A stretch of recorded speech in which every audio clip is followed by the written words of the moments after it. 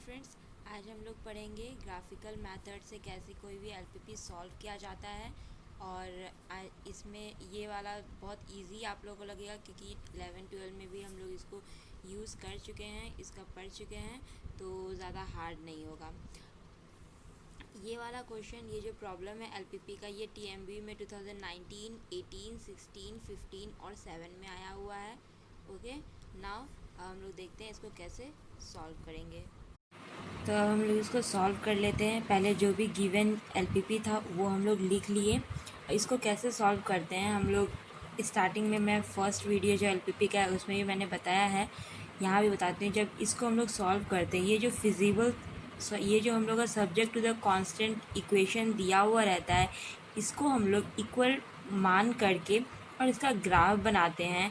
And उसमें जो corners point आते हैं उस पर जेड का वैल्यू निकालते हैं। और अगर मैक्स निकालने बोला जा रहा है तो जेड का वैल्यू जहाँ मैक्स आता है वो हो जाता है मैक्स जेड का वैल्यू। और अगर मीन जेड पूछा जाएगा तो जहाँ पे जेड का वैल्यू सबसे कम आएगा, लेस होगा, उसको हम लोग मीन जेड में वैल्यू रख देते हैं। नाउ अब हम लोग यहाँ क्या करेंगे, first of all we draw the graph of subject to the constant। Subject to the constant का हम लोग ये जो है हम ग्राफ बना लेंगे by taking equality sign.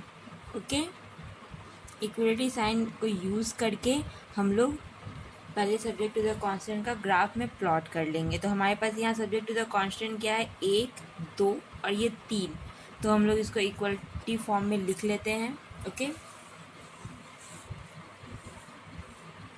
x1 plus twice x2 is equal to 20 हो जाएगा। ये हो जाएगा इक्वेशन 1। सेकेंड इक्वेशन था हम लोग का x1 plus x2 is less than equal to 15, तो यहाँ इक्वल टू 15 मान लेंगे। और थर्ड था x2 is equal to 8। Okay, तो इसके लिए हम लोगों को कोई भी टेबल बनाने की ज़रूरत नहीं है, लेकिन इक्वेशन 1 और 2 के लिए बनाने का ज़रूरत है। तो हम लोग बना लेते हैं। From 1 x1 plus twice x2 is equal to 20। और इसका अगर हम लोग टेबल बनाते हैं, x1 और x2, अगर x1 का वैल्यू 0 पुट करेंगे तो ये टर्म 0 हो जाएगा और x2 का वैल्यू आ जाएगा 10। और अगर x2 का वैल्यू हम लोग 0 डालते हैं तो x1 आ जाएगा 20। Okay, similarly from 2 x1 plus x2 is equal to 15 and this is x1 and x2। अगर x1 का वैल्यू 0 पुट करेंगे तो x2 15 हो जाएगा, x2 अगर 0 रखेंगे तो x1 15 हो जाएगा। नाउ इसे हम लोग ग्राफ में प्लॉट कर लेते हैं। ओके, तो हम लोग इसको ग्राफ में प्लॉट कर लेते हैं। अब इक्वेशन 1 से जो हम लोग के पास आया था 0, 10, if x1 is 0 and x2 is 10 यहाँ हो जाएगा। और 20 0 डैट मीन्स यहाँ पे। ठीक है, ये दोनों को ज्वाइन कर लेते हैं। और ये हम लोग का जो लाइन है ये x1 plus twice x2 is equal to 20 का ये ग्राफ है। उसके बाद x1 plus x2 is equal to 15 का ग्राफ बना लेते हैं। तो ये 0, 15 और 15 0 पे कट करेगा, डैट मीन्स यहाँ पे कट करेगा हमारा। ओके, ये जो इक्वेशन हो गया ये किसका है, x1 plus x2 is equal to 15। Now एक और हमारे पास दिया हुआ था यहाँ पे equation 3, x2 is equal to 8। That means x2 is equal to 8 यहाँ पे होगा लगभग। ठीक है, हम लोग यहाँ से कट कर लेते हैं, ये हो जाएगा x2 इज इक्वल टू 8 का ना। अब जो हमें इनइक्वलिटीज़ का फॉर्मूला था उसमें देखेंगे, पहले इक्वेशन में यहाँ पे x1 plus x2 is less then 20। अगर इस ग्राफ में हम लोग यहाँ पे इस लाइन, ये जो लाइन है पहला वाला इक्वेशन, इसके अगर लेफ़्ट साइड का देखते हैं तो 0, 0 अगर हम लोग इस इक्वेशन में पुट करते हैं, 0 प्लस 2 0 इज़ लेस देन 20, ये सही आ जाता है। तो इस वाले लाइन के, ये जो पहला इक्वेशन का लाइन है इसके नीचे साइड सैडेड रीजन होगा, मतलब इसके नीचे साइड को ये रिप्रेजेंट कर रहा है। उसी तरह सिमिलरली ये भी x1 plus x2 is less than equal to 15 है। इस इक्वेशन में भी अगर हम लोग 0 0 लेते हैं तो वो सही करेगा, लेस देन इक्वल टू 15 आएगा, तो इस ग्राफ के लिए भी ये नीचे आ जाएगा। तीसरा हमारे पास था x2 is less than equal to 8, मतलब ये इसके नीचे आएगा। डेट मीन्स या और हमारे पास नॉन नेगेटिव रेस्ट्रिक्शन था कि x1 और x2 दोनों ही ग्रेटर देन इक्वल टू 0 होगा। डेट मीन्स ये फर्स्ट कोऑर्डिनेट में ही बनेगा। अब हम लोग देख लेते हैं इन सारे को यूज़ करने के बाद, पहले तो ये फर्स्ट कोऑर्डिनेट में होगा, डेट मीन्स ये और ये इस लाइन के ऊपर में ही होगा। फिर ये x इज इक्वल टू 2 के नीचे साइड ही होगा, यहाँ एरो से पता चल रहा है, डेट मीन्स यहाँ इस लाइन के नीचे इसके बीच में ही हमारा ग्राफ बनेगा। फिर ये वाई लाइन से ये वाला पोर्शन भी हट गया और इस वाई लाइन से यहाँ से, मतलब ये जो सैडेड रीजन हमारे पास बचा, ये टोटल हमारे पास ये वाला एरिया आ गया।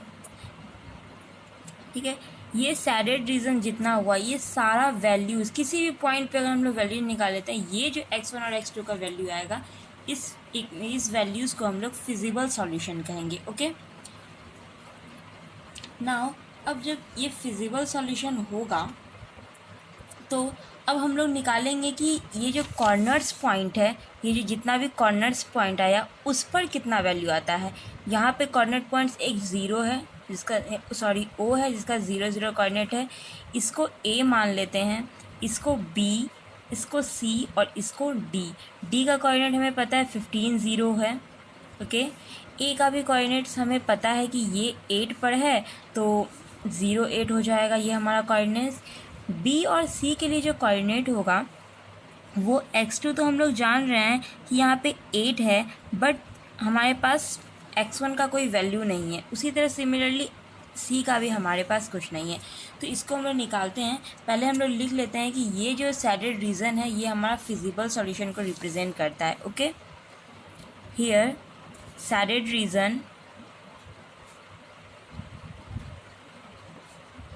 is a feasible region, okay, region whose vertices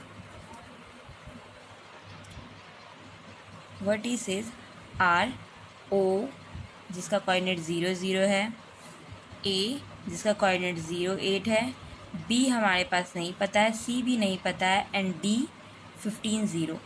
now B और सी का कोऑर्डिनेट्स अब हम लोग निकाल लेते हैं।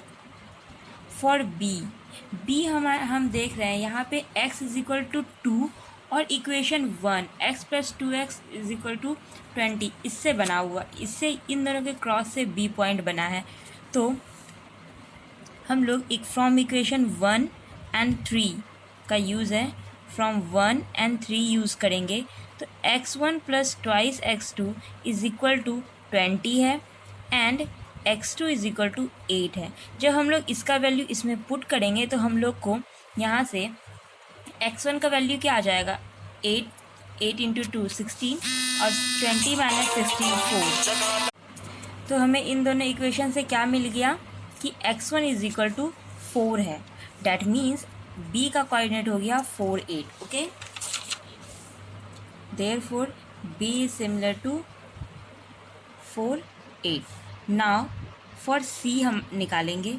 सी हम लोग देख लेते हैं, यहाँ पे इक्वेशन 1 और 2 के कोऑर्डिनेट से बना है। ठीक है, और इक्वेशन 1 हमारे पास ये है, इक्वेशन 2 ये है, इन दोनों से हम लोग निकाल लेते हैं। सो फ्रॉम 1 एंड 2 हमारे पास क्या है equation, x1 plus twice x2 is equal to 20 and x1 plus x2 is equal to 15। हम लोग सब्ट्रैक्ट कर देंगे इन दोनों को, तो x1 कट जाएगा, 2x2 minus x2 is equal to x2 हो जाएगा और यहाँ पे 20 माइनस 15 5 हो जाएगा।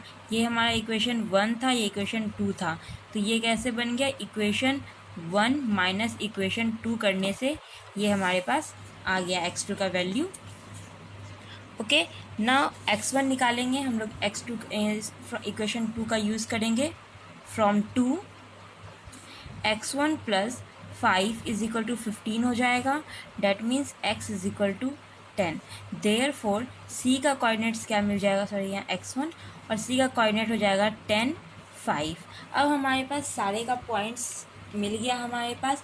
अब हम लोग इन सारे कोऑर्डिनेट्स पॉइंट पे z का वैल्यू निकालेंगे। ओके, तो नाउ z एट a, और a का कोऑर्डिनेट था हमारा 0, 8, और z ये कहाँ पे पुट करेंगे, जो मैक्स z दिया हुआ था वहाँ पे। और मैक्स z हम लोग का वैल्यू क्या दिया हुआ था देख लेते। हमारा z का वैल्यू यहाँ दिया हुआ है 3x1 प्लस 5x2। तो इसी में हम लोग a का कोऑर्डिनेट, b का कोऑर्डिनेट, c, d और 0 का कोऑर्डिनेट पुट करेंगे। Okay, that mean 3x1 plus हमारे पास था 5x2।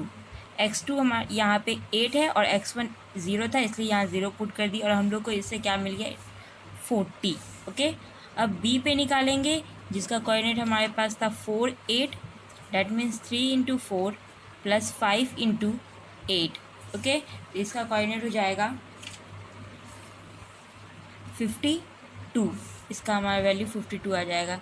c पे निकालेंगे जहाँ 10 और 5 था, तो ये हो जाएगा 3 इंटू 10 प्लस 5 इंटू 5, ये हो जाएगा 30 प्लस 25, डैट मीन्स 55। ओके, ओ पे निकालेंगे जिसका कोऑर्डिनेट 0, 0 था, 3 0 प्लस 5 0 हो जाएगा, और ये 0 दे देगा। ठीक है, तो अब हम लोग यहाँ देख रहे हैं कि सबसे मैक्स जो है वो हम लोग का यहाँ है, और सबसे मीन हम लोग का यहाँ है। हम लोग को यहाँ पूछ रहा है मैक्स, दैट मीन्स हम लोग का ये हो जाएगा आंसर सी वाला। ठीक है, तो हम लोगों ने यहाँ क्या दिखा, here z is max at c 10, 5। ये हमारे 10, 5 पे z हो गया मैक्स। सो और ये जो मैक्स z होता है, z का वैल्यू आता है, उसको हम लोग ऑप्टिमल सॉल्यूशन कहते हैं। सो ऑप्टिमल सॉल्यूशन इज़ हमारे पास क्या हो गया, x1 is equal to 10 and x2 is equal to 5, and max z का वैल्यू हमारा हमको निकालना था। मैक्स z क्या हो गया हमारा 55। ओके, नाउ इसी तरह हम लोग सेम जो TMVU में आया हुआ है वो हम लोग नेक्स्ट वीडियो में इससे सिमिलर जो इसी तरीके से ग्राफ से बन रहा है सॉल्यूशन, वो हम लोग सॉल्व करेंगे। और इस वीडियो को देखने के बाद वो वीडियो बहुत ही इजी होगा, और उसमें हम लोग जितने भी TMVU में इस टाइप के क्वेश्चन है सारे को सॉल्व करेंगे। Okay, thank you.